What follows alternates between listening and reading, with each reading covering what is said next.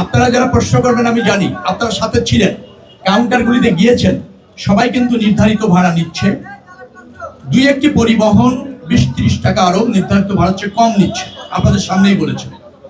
এখানে police control room আছে, vigilance team আছে, র্যাবের কন্ট্রোল রুম আছে, সেখানে নির্ধারিত করা ভাড়া সমস্ত জায়গায় আপনাদের সামনে টানিয়ে দেওয়া হয়েছে।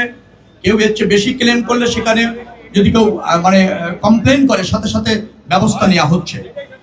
পুলিশের কন্ট্রোল রুম, ভিজিলেন্স টিম এবং র্যাবের কন্ট্রোল রুম বলেছে কোনো অভিযোগ খুব একটা তারা পাননি, খুব একটা ব্যত্যয় এখানে ঘটেনি, নির্ধারিত ভাড়া নেওয়া হচ্ছে এবং বাসগুলি যথাসময়ে ছেড়ে যাচ্ছে, যাত্রী কোনো হয়রানির শিকার হচ্ছে না। এখনো পর্যন্ত যারা বিভিন্ন রুটে কিন্তু অ্যাভেলেবেল টিকিট আছে, কয়েকটা রুট আছে যেখানে টিকিট অলরেডি সোল্ড আউট হয়ে গেছে।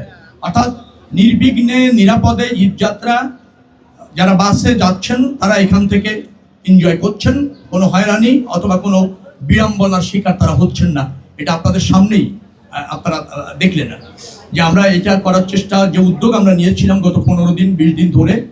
এখানে আমাদের পরিবহন সেক্টরে না শুধু সরকারেরও একজন গুরুত্বপূর্ণ মেম্বার অফ পার্লামেন্ট, নীতি নির্ধারক, বিশেষ করে পরিবহন সেক্টরটা যিনি খুব চমৎকারভাবে শৃঙ্খলার মাধ্যমে অতীতে রেখেছেন, এখন রাখছেন, শামসুর রহমান শিমুল বিশ্বাস, তিনিও এখানে উপস্থিত আছেন এবং এখানে বাকমালী সমিতির যারা আছেন তারাও উপস্থিত আছেন এবং তারা আমাদের ডিজায়ারটা জানেন, সরকারের ডিজায়ারটা জানেন, তারা সহযোগিতা করছেন। শ্রমিক সংগঠনের নেতারা আছেন, তারা সহযোগিতা করছেন।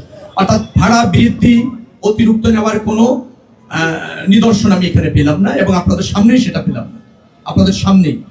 এবং যে সমস্ত টিম আছে তারাও বলছে যে না, এখানে ভাড়া বেশি নেওয়া হয়নি, যাত্রীদের কোনো অভিযোগ নেই, শৃঙ্খলার সাথে এই বাস স্ট্যান্ড থেকে যাত্রীরা ঢাকার বাইরে যেতে সক্ষম হয়েছে বাস পরিবহনের মাধ্যমে। RICL TMX, যুগের পর যুগ স্থাপনা থাকে মজবুত। না, এটা একেবারে ন্যায্য। আমি আপনাকে বলি, যেহেতু গাড়িটি তো মাঝপথে যাবে না, গাড়িটির ভাড়া নির্ধারণ, ফুয়েল সবই নির্ধারণ করা হয়েছে খুলনার জন্য। তার যে কস্টিং বা তার ব্যয়, খুলনা যাওয়ার ব্যয় নির্ধারণ করে ভাড়াটা নির্ধারণ করেছে।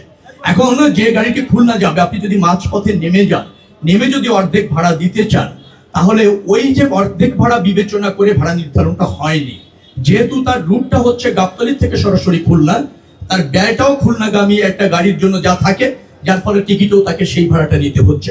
অনেক সময় অনেক যাত্রী তার যে গন্তব্য, সেখানে যাওয়ার পথে যে মাঝপথে গন্তব্য, সেখানে হয়তো অ্যাভেলেবেল টিকিট না থাকার ফলে অথবা অ্যাভেলেবেল বাস না থাকার ফলে তিনি হয়তো স্বেচ্ছায় ওই গন্তব্যে যাওয়ার জন্য ওই টিকিটটা কেটেছেন।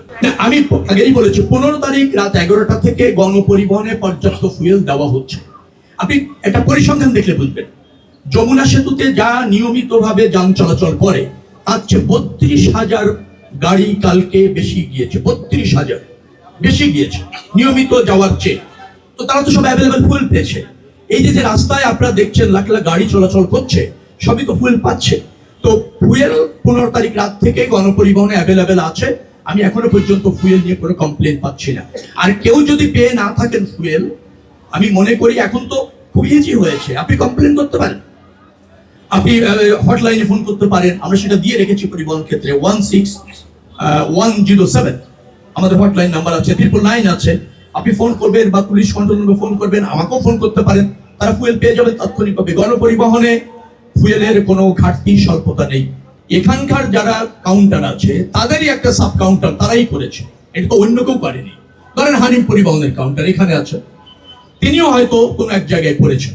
অর্থাৎ এই অভিযোগ যেটা আছে, যাত্রীরা অনেক সময় তার কাছাকাছি জায়গা থেকে টিকিট নিতে চায়, আমাদের এটা ন্যাশনাল প্রবণতা এরকম আছে। তারপরও আমি বিশ্বাস করি যে এটা শৃঙ্খলার জন্য কাউন্টারটা এখানে নিয়ে আসাটা বেটার।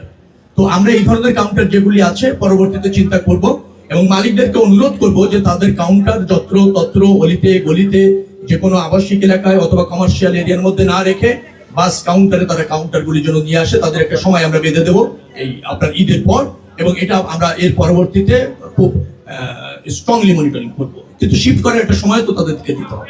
কোন লোকাল বাস নিচ্ছে না, প্লিজ একটা কমপ্লেন আমাকে দেন নির্দিষ্টভাবে যে এই পরিবহনে এই রুটের এই গাড়িটি অথবা এই কোম্পানির এই গাড়িটি। ডেফিনেটলি আপনারা কমপ্লেন করেন, কমপ্লেনের জন্য আমরা সার্বক্ষণিক টিম রেখেছি।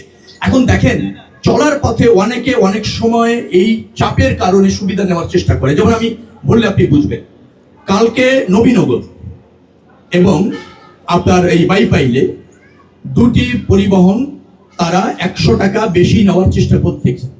যাত্রী কমপ্লেন করেছে, সাথে সাথে সেখানে মোবাইল টিম গিয়ে তাদেরকে 10,000 টাকা ফাইন করেছে। এবং এটাই যথেষ্ট নয়, ঈদের পরে আমরা আরো বেশি অ্যাকশনে যাব, কেন তারা এই ব্যত্যয় ঘটাতে চাইলো।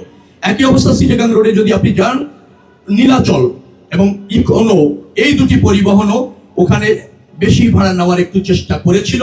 তাৎক্ষণিকভাবে গিয়ে র্যাবের টিম এবং ওখানকার একজন ম্যাজিস্ট্রেট গিয়ে তাদেরকে ফাইন করেছে সম্ভবত 8,600 টাকা। তো এরকম যেখানেই ব্যত্যয় ঘটনার একটা প্রবণতা যে নাই আমি তা বলছি না, কিন্তু আমরা ম্যানেজমেন্টের মাধ্যমে রাষ্ট্রের যে দায়িত্ব, আমাদের মন্ত্রণালয়ের যে দায়িত্ব, আইন শৃঙ্খলা রক্ষাকারী বাহিনীর যে দায়িত্ব, সেটা দিয়ে আমরা এই পরিস্থিতি নিয়ন্ত্রণ করতে সক্ষম হয়েছি বিধায় আমি দাবি করব যে সক্ষম হয়েছি। যানজট নেই, সকাল পর্যন্ত ওয়াল রুটগুলি ক্লিয়ার আছে। ভোর 5টা 5:30টার দিকে একটা চাপ তৈরি হয়েছিল চন্দ্রায়, আমরা সারা রাত জেগেছিলাম, তাৎক্ষণিকভাবে ব্যবস্থা নিয়ে সেটা এখন ক্লিয়ার। আপনি খবর নেন, সমস্ত রুটে আরামদায়ক পরিবেশে যাত্রীরা যাচ্ছে। বিচ্ছিন্ন চাপ থাকে, কিন্তু সেটা আমরা ট্যাকেল করতে সক্ষম হয়েছি, ম্যানেজ করতে সক্ষম হয়েছি।